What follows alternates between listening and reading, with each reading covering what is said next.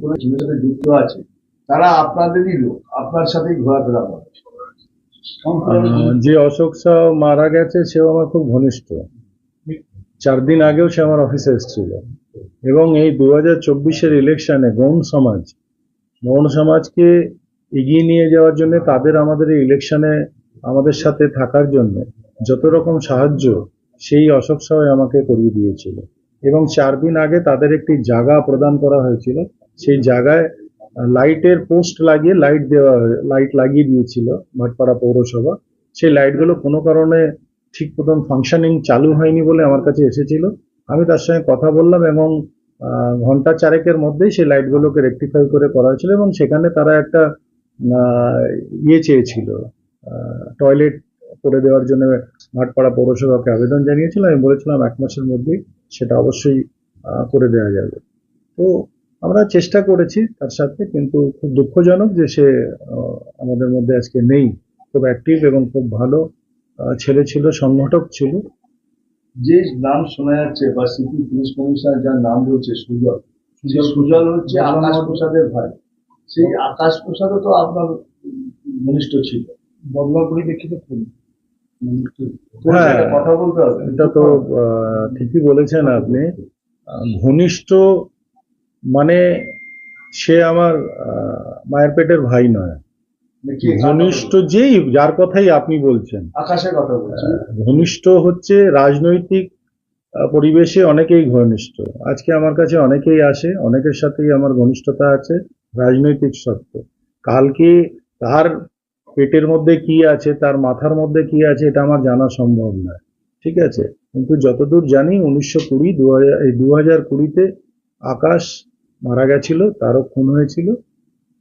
তারই ভাই সুজন, তার নাম উঠে আসছে প্রশাসনের তরফ থেকে, বিভিন্ন অ্যাঙ্গেল থেকে তার নাম উঠে আসছে।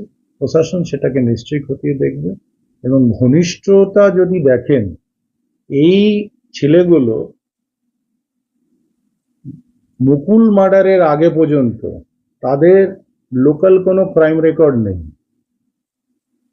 ছোট্ট মারামারি হতেই পারে, এসব করতে পারে, কিন্তু তাদের কোনো বড় ধরনের ক্রাইম রেকর্ড নেই। কিন্তু মুকুল মার্ডার হওয়ার পরে যখন থেকে তারা অর্জুন ঘনিষ্ঠ হয় এবং অর্জুনের মজদুর ভবনে, বাসভবনে তারা যে আশ্রয় নেয়, তারপরেই মুকুলের মার্ডার হয়, তারপরেই বিকি যাদবের মার্ডার হয়। আপনাদের মিডিয়ার সামনে আমি এটা প্রমাণ করে দিয়েছি যে পঙ্কজের সাথে পাপ্পু সিং উর্ফ সঞ্জিত সিং, অর্জুনের ভাইপো, পঙ্কজের সঙ্গে জড়িত, এটা প্রমাণ করে দিয়েছি।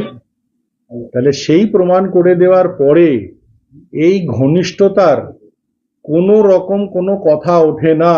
বিকি যাদবের খুন হয়েছে, সেখানে খুনটা পঙ্কজ করিয়েছে এবং পঙ্কজের সঙ্গে ওভার টেলিফোন পাপ্পু সিং এর কথাবার্তা ছিল। পঙ্কজ মেঘনা জুট মিলের কুলি লাইন থেকে বেরিয়েছে বিকি যাদবের কেসে। তাহলে এটা প্রমাণিত যে পঙ্কজ অ্যান্ড টিম এবং যারা পঙ্কজের সাথে থাকে তারা সবাই অর্জুন ঘনিষ্ঠ। মুকুল মার্ডার হওয়ার পর থেকে তারা অর্জুনের কাছেই থাকে। তারা আগে কোনো বড় ক্রাইমের সঙ্গে যুক্ত ছিল না। অর্জুনের এটা পেশা, খুন করানো, খুন করা, এটা হচ্ছে ওর পেশা। সে বিকাশ বোসের মার্ডার কেস থেকে এটা দেখা যাচ্ছে, এটা ওর পেশা। Because he is a psycho কিলার। খুন করা না হলে বা খুনের রক্ত না দেখলে ও ঠিক থাকতে পারে না। অশোক শাহের পরিবাররা বলছে যে তারা এনআইএ তদন্ত করবে, পুলিশের উপর তাদের আস্থা নেই। এনআইএ, সিবিআই, ইডি এগুলো হচ্ছে বিজেপির এজেন্সি। এরা হচ্ছে তাদের দলদাস, যা বলে তাই করে। এরা হচ্ছে তাদের এখন সে ব্রাঞ্চ অফিস হয় না, সে ব্রাঞ্চ অফিসের মতন কাজ করে। তো কেউ না কেউ তাদের এগুলো বোঝাচ্ছে, ভুল বোঝানো হচ্ছে। মানুষ দেখেছে, বাংলার মানুষ দেখতে পেয়েছে যে আরজি করের ঘটনাতে যা তথ্য পুলিশ দিয়েছিল, বাঙাল পুলিশ, এবং যে নথিপত্র জোগাড় করে পুলিশ দিয়েছিল, তার থেকে একটা বেশি ইস্যু বা একটা পাতাও কিন্তু সিবিআই যোগ করতে পারেনি। তাহলে আজ থেকে 90 দিন আগে ঘটনা ঘটার 72 ঘন্টার মধ্যেই যে তথ্য বেঙ্গল পুলিশ দিয়েছিল সেটাই রয়ে গেল। তাহলে এখানেও বেঙ্গল পুলিশ ঠিক সুযোগ মতন, সময় মতন কাজটা করছে। তদন্ত চলছে।